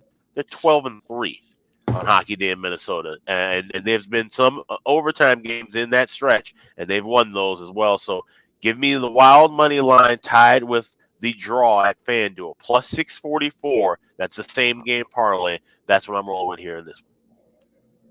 And look, Minnesota, again, we're going to go through this one more time. The last 5 games at XL Energy Center, Anaheim, Minnesota, the last 5, obviously Minnesota's won all 5, but 4 of those 5 went to overtime or a shootout. So this at plus, 644, that's a great price for something that's very plausible. A Minnesota win in either overtime or a shootout. Again, they've beaten Anaheim 10 straight overall, 5 straight in Minnesota, and 4 of the 5 games hosting Anaheim, they've gone to overtime or a shootout, and Minnesota won all of them. So that's a great little look there at plus 644. Minnesota money line and draw parlay, same game parlay, plus 644. Wow, makes sense. Makes sense. Absolutely, with what you see with these teams historically. And Anaheim just went to overtime against Dallas the other night, as our guy Matt Robinson knows all too well. A great segue. What do you think here, Anaheim, Minnesota? Yeah, I honestly didn't know it was Hockey Day in Minnesota. I think that's going to make me lean towards the over, especially at that 6 price. I think they'll want some goals. Hopefully that means a 4-3 Minnesota overtime win so that the money line draw parlay hits and the over hits as well.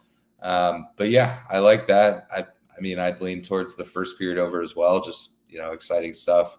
There's going to be people hyped up for this game. So, yeah, I think there's going to be goals. I do lean towards Minnesota. I'm not going to drop minus 230, minus 200, anything like that. But yeah, I'll just be on the over on this one. All right, good stuff. What do you think here, Zach? Anaheim, Minnesota.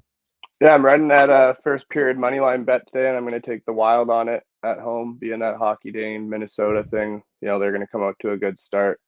Not much confidence in the Ducks. Might even sprinkle a little live bet draw action, see how the game kind of pans out. But right now, I've been kind of riding those first period money line bets. All right, good stuff there. As far as props go for this game, I would probably, I've talked about pretty much similar theme the last few Anaheim games. Henrique, McTavish in particular. I'd be interested in maybe those two. And Minnesota, Rossi, Eriksson, Hartman in particular have been good for them of late. All right, we got Columbus, Vancouver. Canucks minus 300 home favorite, 6.5 the total in this one. Keep in mind, there's actually a revenge spot for Vancouver. Remember, they lost to Columbus in a shootout, on that road trip, that long road trip they just had recently. And that was that Elvis Merzlikins postgame where he says, I'm bringing out the monster in me, and I'm going to enjoy this one. And I'm angry. And he had that. It was quite the memorable postgame interview he had after that win against Vancouver. I remember it. And I believe he'll be in net tonight for the Blue Jackets against the Vancouver Canucks, or at least we think. Hasn't been confirmed. Daniil Tarasov did play well against Calgary, and they got a 5-2 win over the Flames in that game. So maybe they roll back to Tarasov again. And Pascal Vincent is not shy about letting Merzlikins ride the pine and sit on the bench. So this could be a spot where maybe Tarasov does get another opportunity after the win he picked up against Calgary the other night. On the flip side, Vancouver is coming off the loss to the St. Louis Blues. I got to tip my cap to the Blues. I didn't see that coming. A 3-0 sweep like that through their road trips. Vancouver, Calgary, and Seattle. Very impressive by the Blues. And Canucks lost 4-3 in overtime to the Blues. Here we go again with Vancouver, though. This is a team that has not lost 2 in a row in a very, very long time. This is not a team I have any interest stepping in front of off a loss. Rick Tocchet has constantly gotten a good bounce back performance from this team. You have to go all the way back right now to November 16 and November 18 as far as, there's your first period over, 2-0 Boston. There you go. All right. First period over cashes, and the Slow Flyers just running start. around a little bit in their own zone. Credit to the Bruins. This looks like that goal woke them up a little bit. 2-0 Bruins there. Vancouver's been absolutely phenomenal, off these losses. They have, like I said, they have not lost 2 games in a row, the Vancouver Canucks, since losing 5-2 at Calgary and 4-3 against Seattle. And that was November 16 and November 18. That's over 2 months ago. The last time Vancouver's lost 2 games in a row. Yes, Tocchet called out Pettersson for a bad play he made late in that game.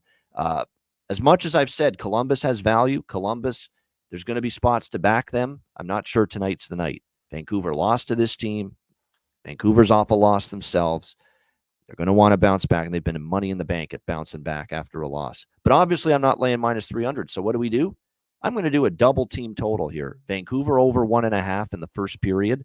With a nice plus price with that, you can get upwards of like plus 180 with Vancouver first period team total over 1.5, full game over 3.5 with Vancouver team total as well.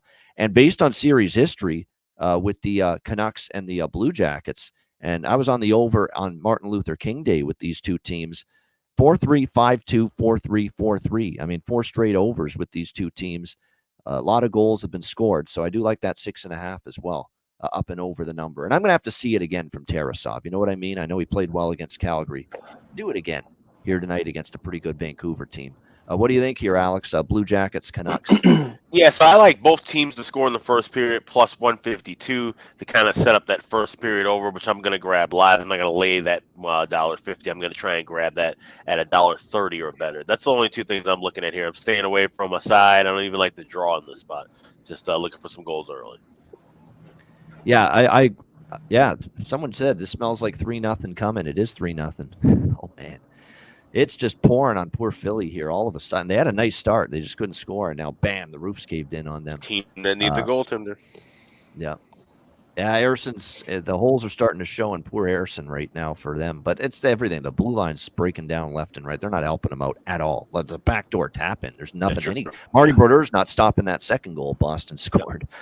Backdoor tap in from the defenseman, pinching in, not a chance. I mean, that's hanging out your goalie to dry on that one. First period over team total Canucks, full game over team total Canucks. I kind of like that both teams. I actually could see 2-1 Vancouver after the first period. That might be a correct score sprinkle for me. Vancouver 2-1. Yeah, after the first period, no doubt. What do you think here, Matt? Columbus, Vancouver. Yeah, similar to you, but sort of gone a different direction. I like Vancouver puck line after the first period, plus 110. And then I also like the first period over at 2.5, plus 185. I think Vancouver's going to come out hot. I think they're going to score some goals. But I think Columbus likes to get in those shootout type of games, 6-5 type games. So, I think there's going to be a lot of goals in this game. I don't know if I want to lay minus 140 on over 6.5. So maybe if it's a slow start, you can jump in at 6. But yeah, I like the over in the first period at 2.5 on this one to get that extra money. Wow, that's really good. Yeah, that's a good price too. You'll get on that with the over 2.5 in the first period of that Blue Jackets and Canucks game. Yeah. Yeah, Demko should be in net for the Canucks. I agree with what Rich H is saying. The media portrayed it like he was ripping and reaming and calling out Pettersson, Tocchet, when it was just a simple, play that you said, that you just got to manage the puck better. He wasn't really ripping him. It was just a natural, you got to be a little bit better there and not make those mistakes. It wasn't ripping him at all.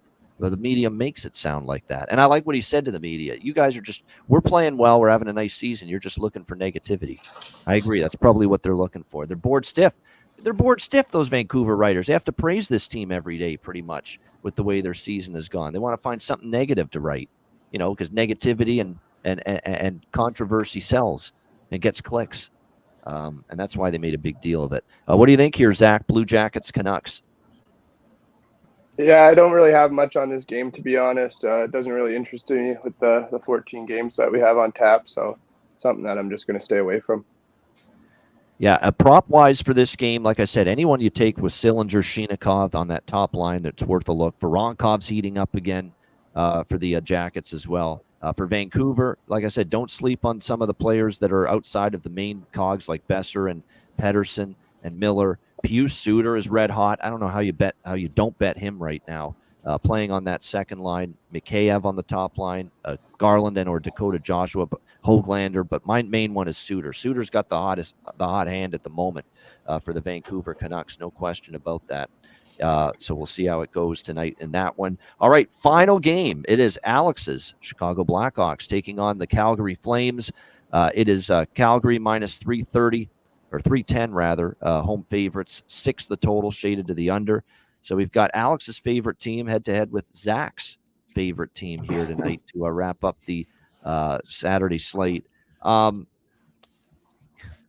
do you do with this game other than pass? Because that's probably what I'm going to do with this game is pass. How do you lay minus 310 with Calgary? How? You don't. You don't. You can't. You don't and you can't. But how do you take Chicago to do anything for you right now? You don't and you can't. Yeah. So Draw or pass, and even I don't love to draw too much because I do think Calgary probably win. Like I see this as 2-0 or 3-0 or 3-1 Calgary in regulation, something like that. Chicago just can't score, and Calgary's got issues defensively right now. And you never know what you're going to get from the Markstrom-Vladar combination. But can Chicago take advantage of those defensive issues at the moment for Calgary? I'm not totally sure about that. Not what we've seen from them lately. So it's under and draw for me if I were to get involved, but I don't know if I will. Maybe I sprinkle on the draw. That's a maybe. I'm leaning toward just passing altogether. Lean draw, lean under. Alex, what do you think here? Chicago, Calgary. I'm going to read off some first period scores. 2-1, 1-1, 1-1, 3-0, 1-0, 2-2, 1-2, 1-1, 1-3, 2-1, 1-1, 2-1, and 1-1.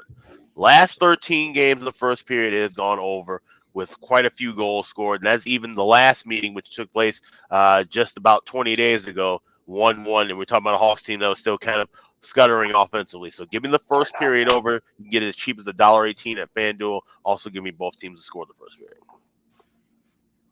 Tough indeed. First period overs have been good for Calgary, I know lately. That's for sure. So first period over and first period both teams to score for Alex in Blackhawks Flames. Matt, what do you think here? Chicago, Calgary.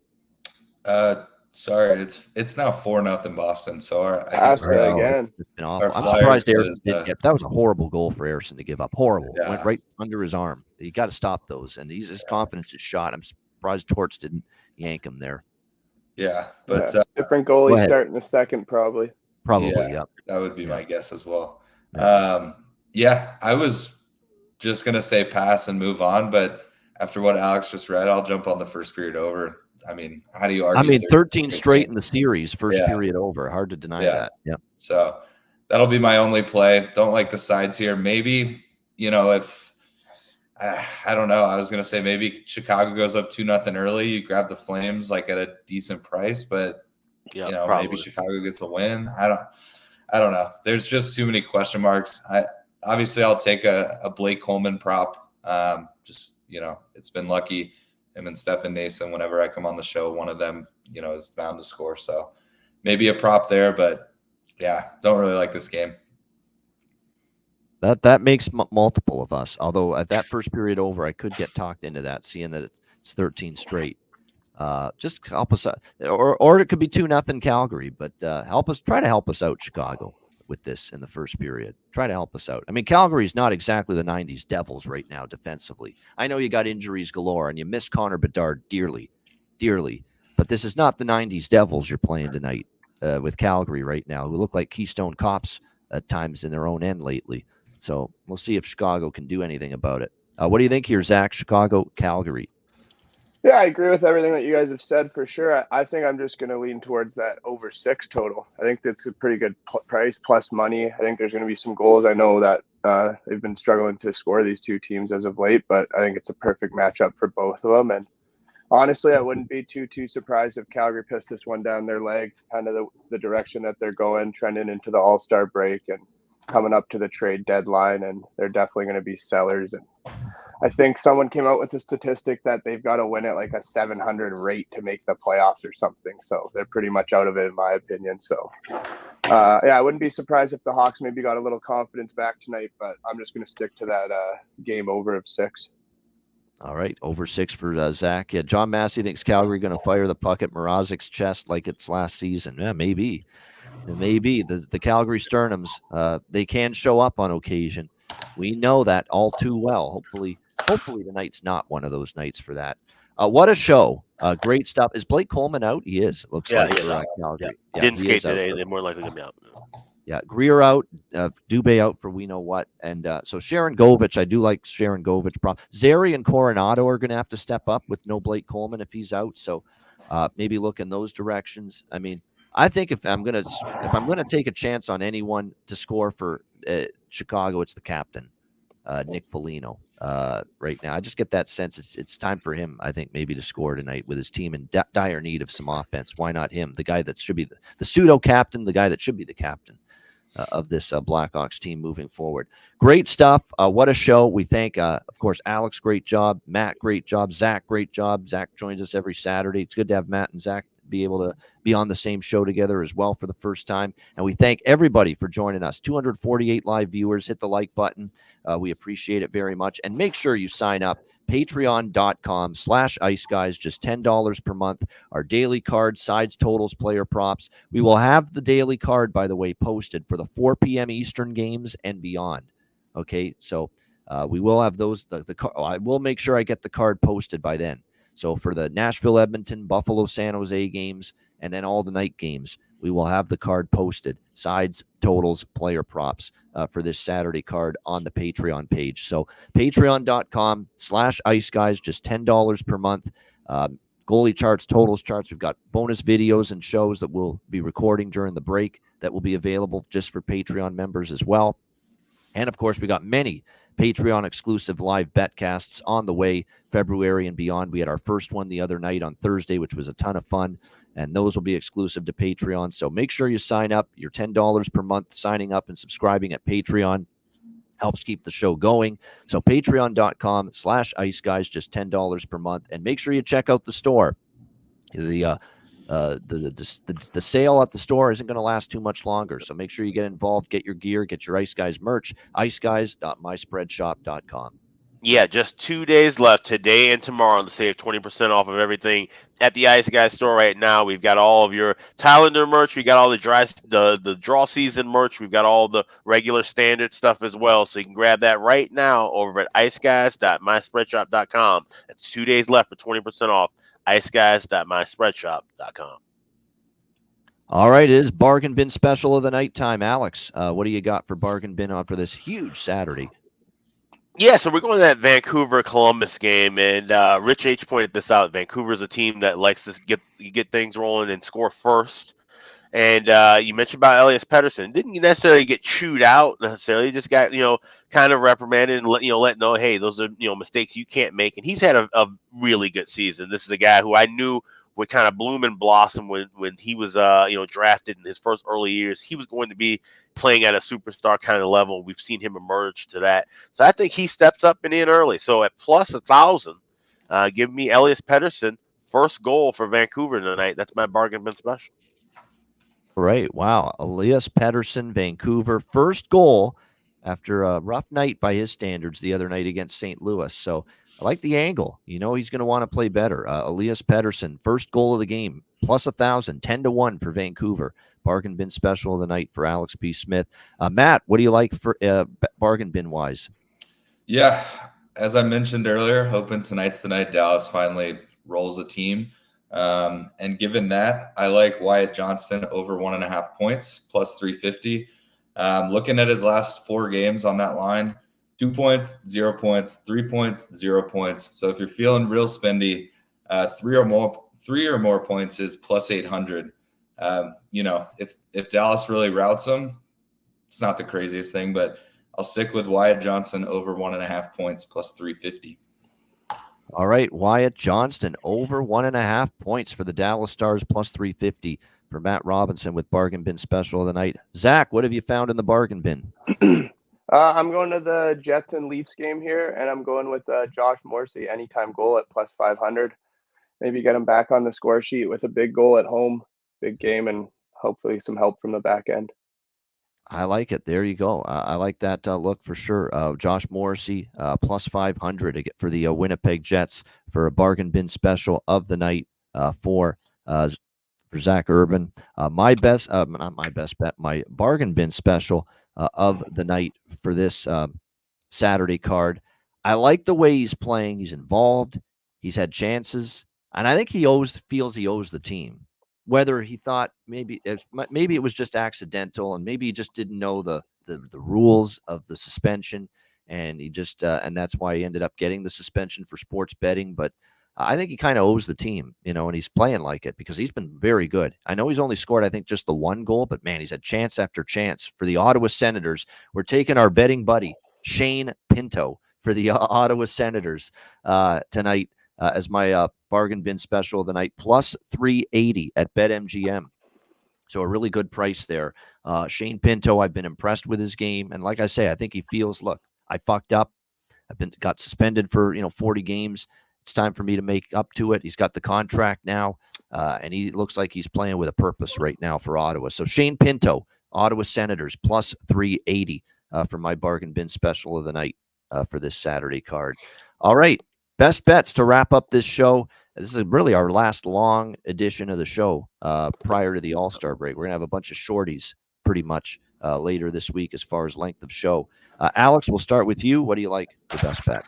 Yeah, last big Saturday of the first half of the season, we're going to go with a big bet, and we're going to go right here in my home of St. Paul. Now, I'm a Chicagoan, through and through to the end of days, but St. Paul's been my home for the last 15 years, and they take things seriously winter time. This is winter carnival season right now. It's hockey day in Minnesota, and they got the Anaheim Ducks coming in today.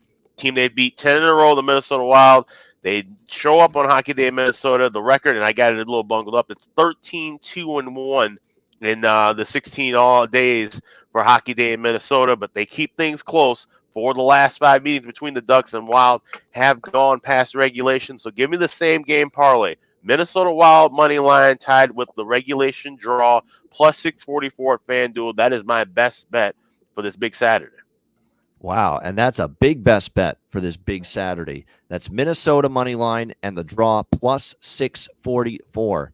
Anaheim, Minnesota, same game parlay, best bet for Alex B. Smith. And like I said, I think it's best bet worthy, even at that price, because it's plausible if you look at the series history with the Ducks and the Wild at XL Energy Center. Matt Robinson, what do you got for best bet? Oh, wrong guy. There you go. Yeah, I'm going to keep it simple with something that's worked a lot in the past, and I'm going to go Stars Washington. It's coming up here in about 10 minutes. Stars Washington first period over. Keep it simple. There we go. Get those 2 goals in the first 20 minutes, just like we saw with Anaheim Dallas the other night. Washington Dallas over 1.5 first period. Best bet for Matt Robinson. Zach Urban, best bet. What do you got? I'm going up to Edmonton and Nashville here, and I'm taking that Oilers first period money line. I think that's the best bet of the night, and I think they'll come out to a hot start, pushing for that streak to continue. All right, there we go. So that's the Edmonton Oilers -0.5, plus 134.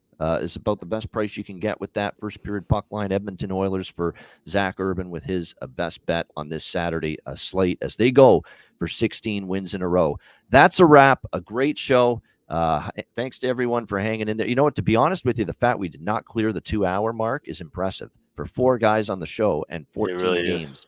Really is impressive. It wasn't longer than that. So good pace, and we appreciate all of you for tuning in. Hit the like button, and again, sign up at patreon.com/iceguys. We'll get the card posted just before the 4 p.m. Eastern games this afternoon. A reminder, the Ice Guys is live 7 days a week, Monday to Friday, 2 p.m. Eastern, Saturday and Sunday, noon Eastern. If you can't watch the show live, download the Ice Guys podcast in audio form on all major podcast platforms, Google Podcasts, Apple Podcasts, Spotify, Stitcher, iHeartRadio, Amazon Music, and more. Download the Ice Guys podcast when you can't watch the show live. Oh, shit, my best bet.